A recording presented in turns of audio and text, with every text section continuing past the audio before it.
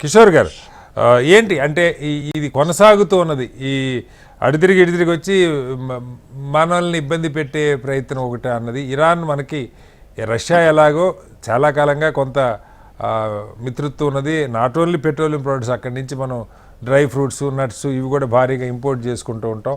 అలాగే వాళ్ళకి కొన్ని మన దగ్గర నుంచి కొన్ని రైసు, టీ పౌడర్ ఇలాంటివి ఎక్స్పోర్ట్ చేస్తూ ఉంటాం.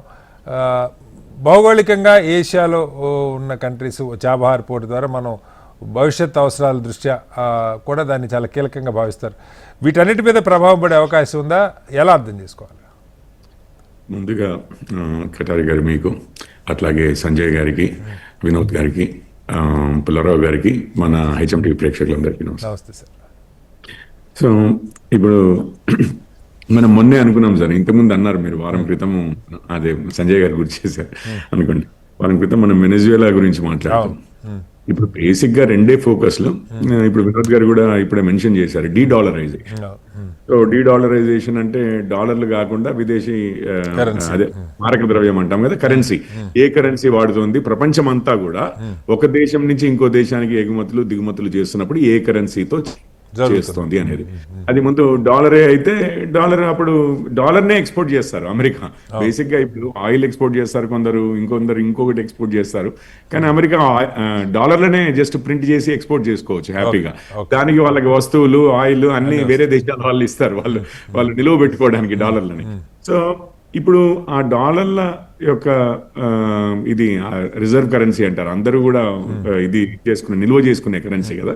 అది ఒకవేళ దాని వాడకం తగ్గితే అమెరికాకి నష్టం, ఆబ్వియస్లీ. వారి లీడర్షిప్ కి ఇది ప్రపంచ ఆధిపత్యానికి కాస్త నష్టము అనేది అందరికి తెలిసిందే బేసిక్ గా.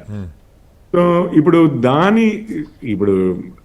దానికి ఏ కరెన్సీ అయినా కానండి, దాన్ని ఎక్కడైనా కానీ ఎక్స్చేంజ్ చేసుకోవడం. ముట్టి కరెన్సీని అయితే మనం తినలేము, తాగలేము, ఇంకేం చేయలేము కదా, దాన్ని ఎక్స్చేంజ్ చేసుకోవాలి. ముఖ్యంగా ప్రపంచం మొత్తం నడిచేది ఏంటంటే ఈ ఎక్స్చేంజ్ పెట్రోలియం ప్రోడక్ట్స్ కదా. ఇప్పుడు ఇంపోర్ట్లు, ఎక్స్పోర్ట్లు విపరీతంగా ప్రతి దేశానికి అవసరం ఉండేది. ఆ పెట్రోలియం ప్రోడక్ట్స్ ముందు డాలర్లలో అవ్వాలి. ఇప్పుడే అనుకున్నాం మనము 100% నుంచి ఇప్పుడు 54% ఏమో వచ్చారని చెప్పి వినోద్ గారు కూడా అన్నారు.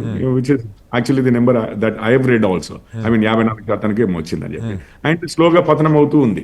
ఎందుకనంటే ఇప్పుడు మీరు ఇరానే అనుకుంటే, ఇరాన్తో మనం రూపీస్లో ఎక్స్చేంజ్ చేసుకుంటామండి ఆయిల్ని.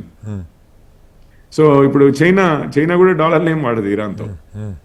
సేమ్ థింగ్ వెనెజువేలాతో, రష్యాతో కూడా అంతే.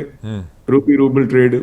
సో మొన్నటికి మొన్న అంటే యాక్చువల్లీ మీకు ఒక వీడియో నేను అంతకుముందు మనం డిస్కస్ చేసిన దానికి ముందే వచ్చింది కానీ, బట్ నాకు గుర్తు లేకుండా అప్పుడు ఈ మన సెక్రటరీ ఆఫ్ స్టేట్ ఉన్నారు కదా, ఫారిన్ మినిస్టర్ యుఎస్ కి,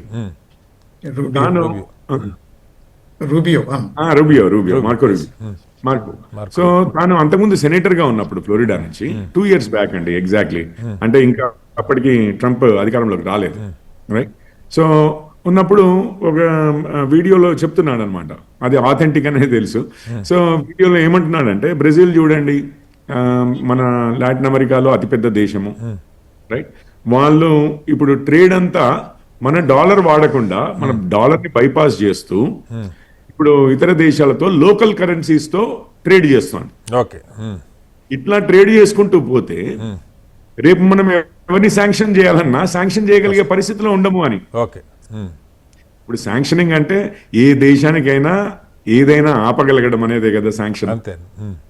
ఇప్పుడు దాంట్లో ముఖ్యమైనది ఏంటంటే, ఇప్పుడు రష్యా ఉందనుకోండి, రష్యాని మీద శాంక్షన్స్ ఎట్లా ఇంప్లిమెంట్ చేస్తారు? సీదా ఆ స్విఫ్ట్ సిస్టమ్ లో నుంచి ఈ డాలర్ ట్రేడింగ్ ఇవన్నీ లేకుండా స్విఫ్ట్ సిస్టమ్ లో నుంచి బయటికి పంపించేస్తారు. ఫస్ట్ ఫ్రీజ్ చేసేస్తారు. సెకండ్ ఏం చేస్తారు, ప్రపంచం మొత్తము రిజర్వ్ కరెన్సీ డాలర్ చేపట్టి డాలర్లని ఖజానాలో పెట్టుకుని ఉంటారు కదా అందరూ. వాటిని అంటే బ్యాంకుల్లో పెడతారండి బేసిక్ గా, అంతే కదా. డిపాజిట్స్ అన్ని ఇవన్నీ ఒక చిన్న నోట్ ఇదే కదా, ఇవాళ రేపు కంప్యూటర్ లో రికార్డులే కదా.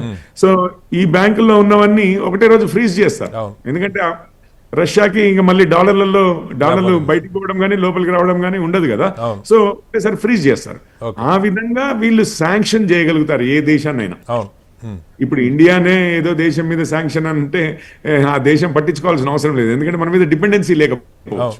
మన మీద డిపెండెన్సీ ఉన్న దేశాలే కదా మనకు వినేది, అంటే మనకు కంట్రోల్ ఉండగలిగేది.